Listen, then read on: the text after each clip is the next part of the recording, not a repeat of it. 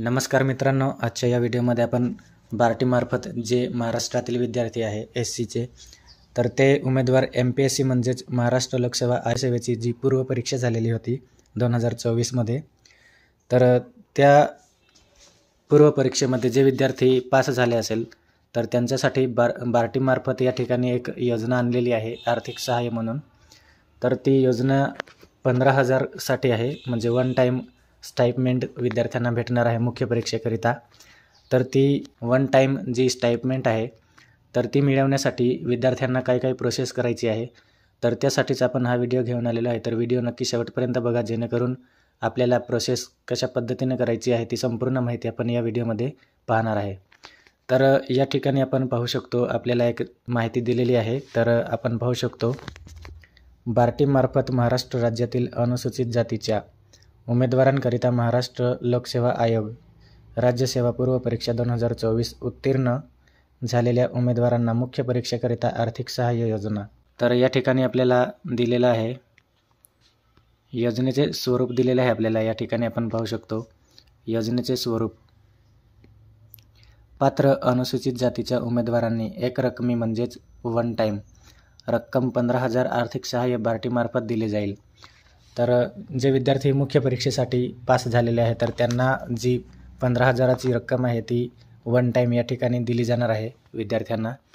तर त्यासाठी क्वालिफिकेशन म्हणजेच पात्रता या ठिकाणी दिलेली आहे. तुम्ही पाहू शकता पात्रता. उमेदवार हा महाराष्ट्र राज्यातील अनुसूचित जातीचा असावा. तर या ठिकाणी स्पष्ट दिलेलं आहे की SCचा जो विद्यार्थी आहे तो या ठिकाणी असायला पाहिजे. आणि त्यानंतर उमेदवार हा दिनांक 12 मार्च म्हणजे आता या महिन्यात जी जाहीर झालेल्या महाराष्ट्र लोकसेवा आयोगाच्या पूर्व परीक्षेचा जो रिझल्ट आलेला आहे त्याच्यामध्ये या ठिकाणी तो उमेदवार पास झालेला पाहिजे. तर अर्ज करण्यासाठी आपल्याला या ठिकाणी डिटेल दिलेली आहे, आपण पाहू शकतो. अर्ज करण्यासाठी उमेदवारांनी खाली दिलेल्या लिंकवर गुगल फॉर्म 14 एप्रिल 2025 पूर्वी ऑनलाईन अर्ज भरावा. तर या ठिकाणी तुम्हाला लिंक दिलेली आहे, त्या लिंकवर आपल्याला ऑनलाईन गुगल फॉर्म या ठिकाणी भरायचा आहे. आणि त्यानंतर आपल्याला ऑफलाईन फॉर्मसुद्धा या ठिकाणी भरायचा आहे. तर तो ऑफलाईन फॉर्म कशा पद्धतीने भरायचा आहे तर ती पण माहिती आपण या ठिकाणी पाहणार आहे. तर व्हिडिओ नक्की शेवटपर्यंत बघा. तर पुढची माहिती दिलेली आहे, या ठिकाणी पाहू शकता.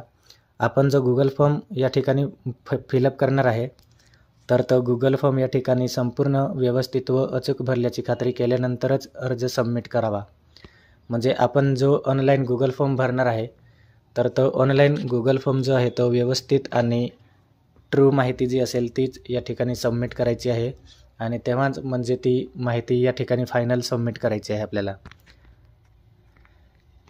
त्यानंतर थर्ड पॉईंट दिलेला आहे आपल्याला, अपूर्ण माहिती भरल्यास अथवा माहिती लपवल्यास म्हणजे चुकीची माहिती आपण या ठिकाणी जर फिलअप केली तर आपले जे ॲडमिशन आहे किंवा आपली जी प्रोसेस आहे ती कोणत्याही स्टेजवर या ठिकाणी कॅन्सल होऊ शकते. तर आपली जी माहिती आहे ती व्यवस्थित आणि खरी माहिती आहे ती या ठिकाणी भरायची आहे आपण. आणि त्यानंतर 4 नंबरचा एक मुद्दा दिलेला आहे आपल्याला, एकाच विद्यार्थ्याने वेगवेगळी माहिती भरून एकापेक्षा जास्त वेळा अर्ज भरल्यास विद्यार्थ्याची बार्टीमार्फत जी ॲडमिशन आहे किंवा जी प्रोसेस आहे ती पूर्णतः कॅन्सल करण्यात येईल या ठिकाणी. नंतर 5 नंबरचा मुद्दा आहे, ऑनलाईन अर्जाव्यतिरिक्त उमेदवाराने सदर जाहिरात सोबत जोडलेला अर्ज हा अचूक भरून अर्जासोबत खालील नमूद 15 एप्रिल 2025 रोजी संध्याकाळी 5 वाजेपर्यंत या ठिकाणी आपल्याला पोस्टाने आपले डॉक्युमेंट वगैरे या ठिकाणी पाठवायचे आहे. कागदपत्राच्या पाकिटावर MPSC राज्यसेवा 2024 मुख्य परीक्षा आर्थिक सहाय्य असे नमूद करावे.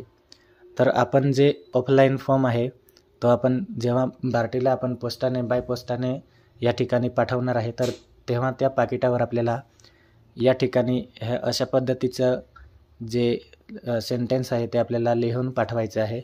आणि त्यासोबत आपल्याला जे डॉक्युमेंट लागणार आहे तर ते डॉक्युमेंट या ठिकाणी आपण पाहू शकतो, जातीचा दाखला किंवा जात वैधता प्रमाणपत्र यापैकी कोणतेही एक. आणि त्यानंतर सेकंड आहे रहिवासीचा दाखला किंवा डोमिसाईल प्रमाणपत्र.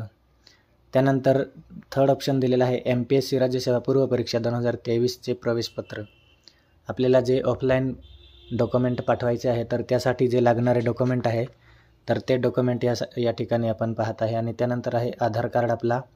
आणि त्यानंतर 5 नंबरचा जो ऑप्शन आहे तो आपला नॅशनल जी बँक असतात, सेंट्रल बँक वगैरे, जी महाराष्ट्र बँक वगैरे जी बँक असतात, तर त्याचे जे अकाउंट असते ते पाहिजे या ठिकाणी आपल्याला.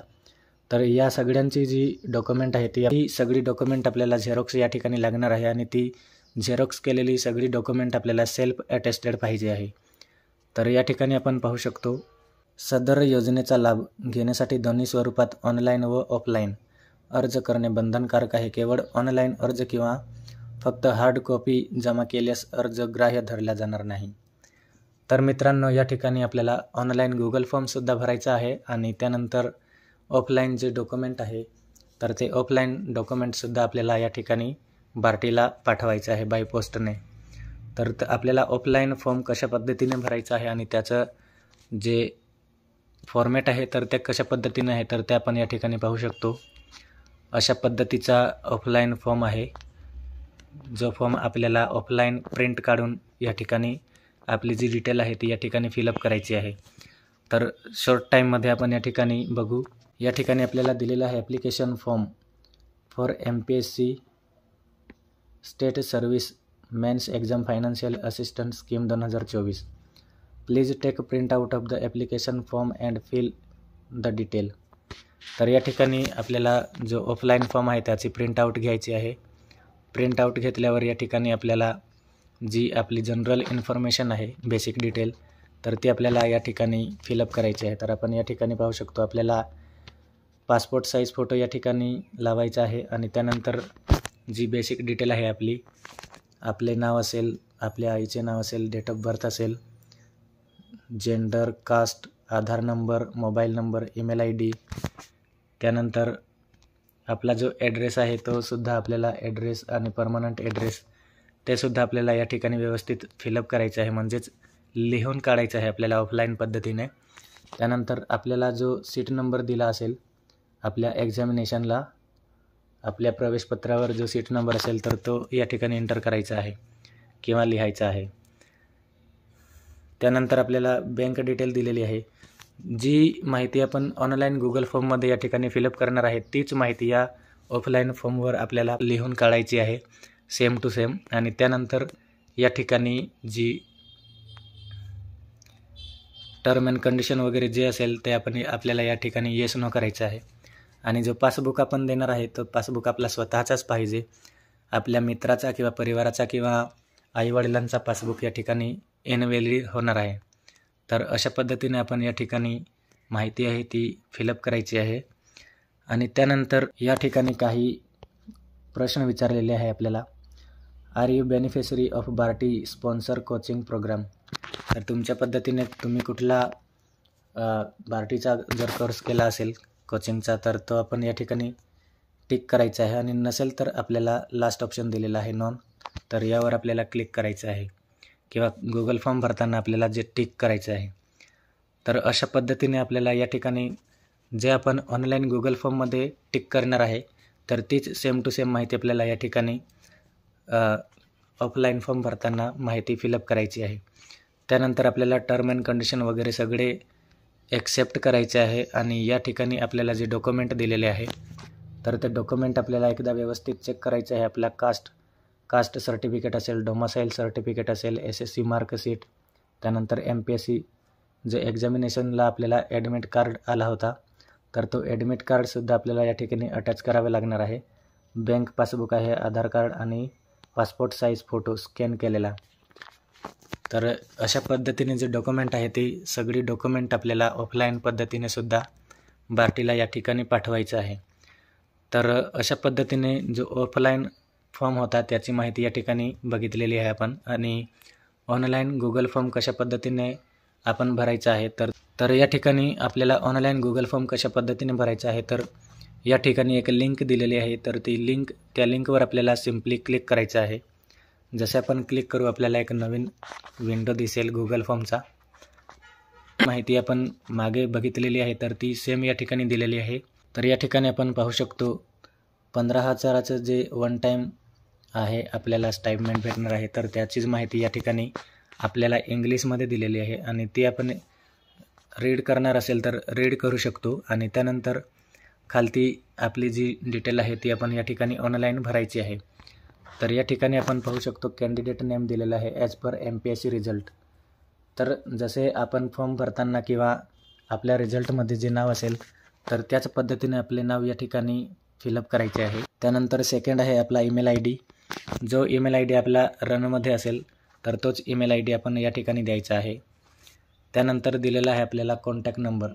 आपला जो रेग्युलर मोबाईल नंबर असतो तर तोच रेग्युलर मोबाईल नंबर आपल्याला या ठिकाणी एंटर करायचा आहे. त्यानंतर दिलेला आहे आपल्याला did you pass MPSC state service prelims as per result declare on 12 March 2025. तर 12 मार्चला जो रिझल्ट आलेला आहे तर तो रिझल्ट आपण पास झालेलो आहे का, तर येस करायचं आहे. आपण पास झालेल्या विद्यार्थ्यांसाठीच या ठिकाणी जे आर्थिक सहाय्य आहे त्यासाठीच ही योजना आणलेली आहे. तर या योजनेसाठी आपल्याला या ठिकाणी येस करायचं आहे. त्यानंतर आपल्याला विचारलेलं आहे MPSC state service prelims exam 2024 seat number. आपल्याला जो ॲडमिट कार्ड दिलेला असेल तर त्या ॲडमिट कार्डवरचा जो सीट नंबर असेल तर तो सीट नंबर आपल्याला या ठिकाणी एंटर करायचा आहे. त्यानंतर आहे आपला आधार कार्ड नंबर. तर आपल्याला आपला जो आधार कार्ड नंबर असेल तर तो आधार कार्ड नंबर आपल्याला या ठिकाणी व्यवस्थित एंटर करायचा आहे. त्यानंतर आपल्याला विचारलं आहे are you belong to schedule caste. तर आपण SC कॅटेगरीचे विद्यार्थी आहे का, तर आपल्याला येस करायचं आहे या ठिकाणी, कारण ही स्कीमच SC विद्यार्थ्यांसाठी बार्टीमार्फत या ठिकाणी काढलेली आहे. त्यानंतर दिलेलं आहे if belong to schedule caste mention subcaste. तुमची जी सबकास्ट असेल तर ती या ठिकाणी आपल्याला फिलअप करायची आहे. त्यानंतर तुमचं अकाउंट कुठल्या बँकेत आहे तर त्या बँकेचे नाव या ठिकाणी तुम्हाला एंटर करायचं आहे. सेंट्रल बँक असेल, महाराष्ट्र बँक असेल तर तुमच्या पद्धतीने तुमच्या बँकेचे नाव या ठिकाणी तुम्हाला ॲन्सर करायचं आहे. त्यानंतर तुमच्या बँकेचा पासबुक असतो तर त्या पासबुकवर IFSC कोड दिलेला असतो तुम्हाला, तर तो IFSC कोड या ठिकाणी तुम्हाला व्यवस्थित एंटर करायचा आहे, जेणेकरून आपल्याला जे स्टाइपमेंट येणार आहे तर ते स्टाइपमेंट जेणेकरून तुम्हाला तुमच्या अकाउंटला व्यवस्थितपणे ट्रान्सफर केले जाईल. त्यानंतर तुम्हाला या ठिकाणी दिलेला आहे बँक अकाउंट नंबर. तर तुम्हाला तुमचा जो बँक अकाउंट नंबर आहे तो नॅशनलाइज बँक असायला पाहिजे आणि ते फक्त आणि फक्त तुमचे ॲप्लिकेशन, तुमच्या नावावर जे ॲप्लिकेशन आहे तर तुमच्याच नावाचे ते पासबुकसुद्धा या ठिकाणी असायला पाहिजे. तर तुम्हाला सिम्पली या ठिकाणी बँक अकाउंट नंबर एंटर करायचा आहे. बँक अकाउंट एंटर केल्यावर तुम्हाला या ठिकाणी अपलोड आधार कार्ड इमेज और PDF फॉर्मॅट. तर तुम्ही या ठिकाणी आधार कार्डाचा फोटोसुद्धा अपलोड करू शकता आणि PDF असेल तर PDF तुम्ही या ठिकाणी अपलोड करू शकता. आणि त्या फाईलची जी साईज आहे तर ती 1 MB पर्यंत असायला पाहिजे. 1 MBहून जास्त नको साईज. त्यानंतर आपल्याला पासपोर्ट साईज फोटो अपलोड करायचा आहे. पासपोर्ट साईज फोटोसुद्धा आपल्याला या ठिकाणी 1 MB पर्यंत साईज पाहिजे आणि ती या ठिकाणी फाईल अपलोड करायची आहे. त्यानंतर आपल्याला सिम्पली या ठिकाणी जे ऑनलाईन ऑफलाईनमध्ये विचारलेले प्रश्न होते तेच या ठिकाणी आपल्याला टिक करायचे आहेत. कुठल्या तरी स्कीममधून आपण जो लाभ घेतला असेल तर त्याचे या ठिकाणी ऑप्शन दिलेले आहे आपल्याला, तर ते आपण या ठिकाणी टिक करू शकतो. आणि त्यानंतर जी माहिती आहे ती व्यवस्थित कन्फर्म करायची आहे आणि कन्फर्म केल्यावर आपल्याला आय डिक्लेअर या ठिकाणी डिक्लेरेशन आहे तर ते डिक्लेरेशन आय ॲग्री करायचं आहे. आणि तुम्ही या ठिकाणी संपूर्ण माहिती आहे ती आय ॲग्री कराल डिक्लेरेशन करून. त्यानंतर सबमिट करताना आपण आपली जी माहिती आहे ती व्यवस्थित एंटर केली आहे का हे एकदा आपल्याला कन्फर्म करायचं आहे. आणि त्यानंतरच आपल्याला या ठिकाणी सबमिटचा जो ऑप्शन दिलेला आहे तर त्या ऑप्शनवरती आपल्याला सबमिट करायचं आहे. एकदा सबमिट झाल्यावर आपली कुठलीही माहिती चेंज करता येणार नाही. त्यासाठी आपली माहिती व्यवस्थित चेक करायची आहे आणि त्यानंतरच आपला फॉर्म जो आहे तो सबमिट करायचा आहे. तर अशा पद्धतीने आपण या ठिकाणी जो फॉर्म आहे तो ऑनलाईन आणि ऑफलाईन पद्धतीने जी प्रोसेस आहे ती करायची आहे, जेणेकरून आपल्याला जी वन टाईम स्टाइपमेंट आहे तर ती आपल्याला भेटणार आहे. तर आय होप मित्रांनो आपल्याला हा व्हिडिओ आवडला असेल आणि व्हिडिओ आवडला असेल तर नक्कीच लाईक करा. थँक्यू.